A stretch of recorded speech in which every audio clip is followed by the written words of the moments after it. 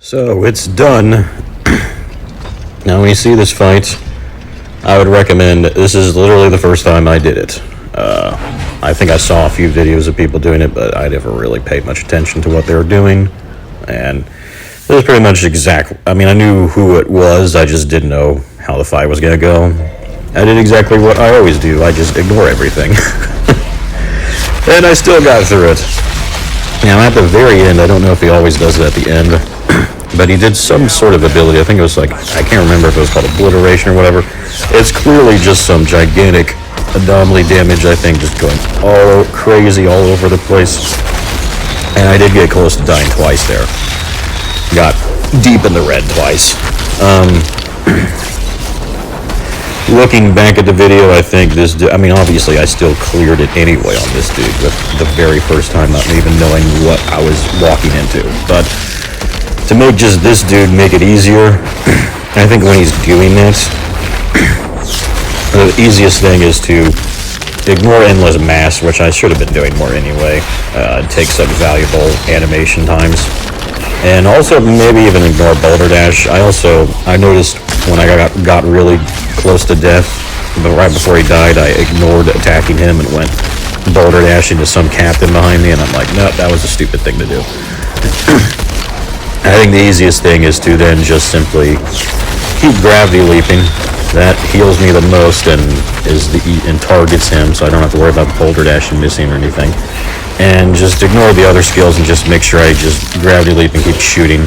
That'll make sure my resistance is still up, because I still want my resistance to stay up, because I'm pretty sure that's what's blocking a lot of the damage too, is resistance. But then just shoot more so that I'm healing more off of my gun, because I still heal more if I'm just shooting constantly on one dude. So yeah, right there, it's like, oh man, that was a close call. I was thinking, oh no, I might actually have to restart this. Nah. And yeah, I think if I just did that, it would have been easier. I also was not at my level, so I'm also missing a little bit more health too. So I wasn't even at my max level for this as well. And of course, I'm missing 5 mods and who knows what else, so this build is literally identical. So now let me just talk about the game itself. Very happy with the grind changes, but the campaign in the end game, the story is gripping, but incredibly short. I know there's some people who are claiming, oh, it's because we needed these nerfs too, by the way, because look at this, people were just cleared it so quickly. It's like, that's not the problem. The problem is they really just didn't have much content here, because I can already tell this content was like less than half of the base game. Like I was hoping there'd be side quests. There wasn't even any side quests to do. I was hoping we'd see the Wanderer again. We didn't see him. And if you want proof that it was lacking in content, the problem is not players blowing through the content. The problem is the lack of content. If you want proof of that, it is the fact that the trailers that show the main villainess, all her dialogue, that really is all her dialogue. You encounter her 3 times, count them, in the campaign. And only 2 of them are cutscenes. The first is the very beginning. The second is when she, spoiler alert should be granted if you're watching any of these. She kills Shira, like, of course. Like, they killed Jakob, so of course they'd kill Shira, just kill the only 2 characters that had any depth to them whatsoever. So of course she kills Shira, and Yaga kills Jakob. I really hate both of those things. And it's the same cutscene in the trailer. They don't show her killing Shira, but it's the same dialogue, and then that's it. After that point, your character is hilariously just charging through. I actually kind of enjoyed the events leading up to killing her, because it was kind of hilarious. I mean, it was a lot of fighting. It was a lot of cringy, but honestly kind of lovable dialogue of my character just screaming like, I'm gonna get you, Areshkigal. I'm like, what the heck is this coming from? I know she just killed Shira, but I ain't buying it. By the way, look at what's happening right now. My character's descending into the netherworld. Yeah, this endgame ending made no sense. It's clearly the only good news is it's clearly intended. It's clearly a cliffhanger, is what I'm trying to say. Like, I think they do plan to add more to the story, because this is definitely not the end. You still haven't saved humanity, as the whole point, I guess. So it's clearly not the end, but still, it's for an expansion that was that big, paid expansion. That is terrible. The Outriders insignia. Like, what I was saying is, so you see the main villainess 3 times. The first in the beginning with the hut, the second when she kills Shira, and the third when your character then she just flees, and then your character just charges ahead, blowing through everything, which is granted fun. And then you see her. There is no cutscene. You just fight her with her dialogue, repeat dialogue, and then you kill her, and then it's over. I'm like, what?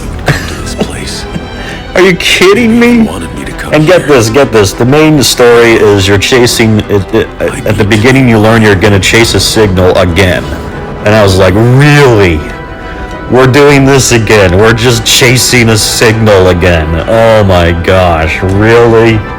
Really, game?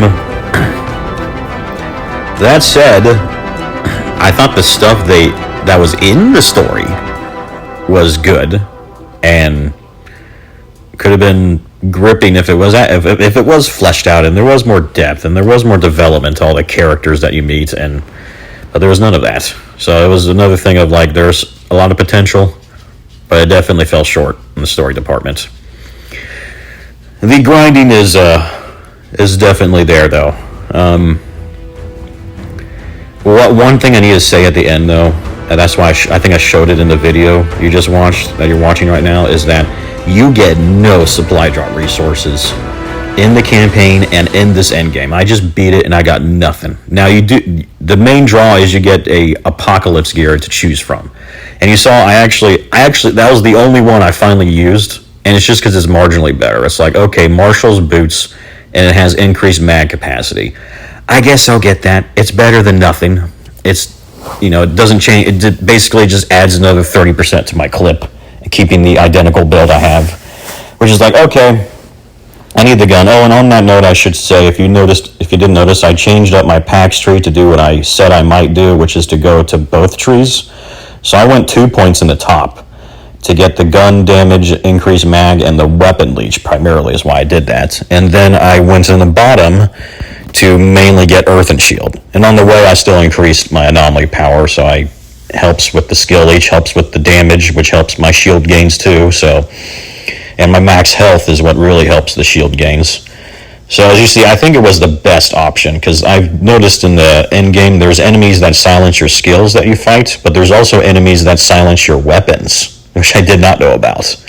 So in this case, they silence one of my main healing mechanics, but not my skills, which means I'm still fine, because I was just, okay, I'm just going to grab leap, I still heal off what you took off my health, and then my shield just goes over it now. So I'm like, okay, I don't need my guns anyway.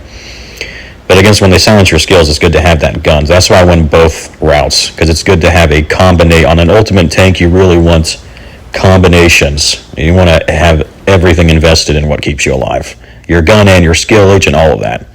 So I definitely saw proof that this guy's a very balanced tank. He needs to get up to his level. He needs more mods, and maybe the end game will be even easier, where he can just stand. Maybe he'll get to the point where he can stand there when the boss does that and be fine. I'd love to do that. I'd be curious if my trickster can do that.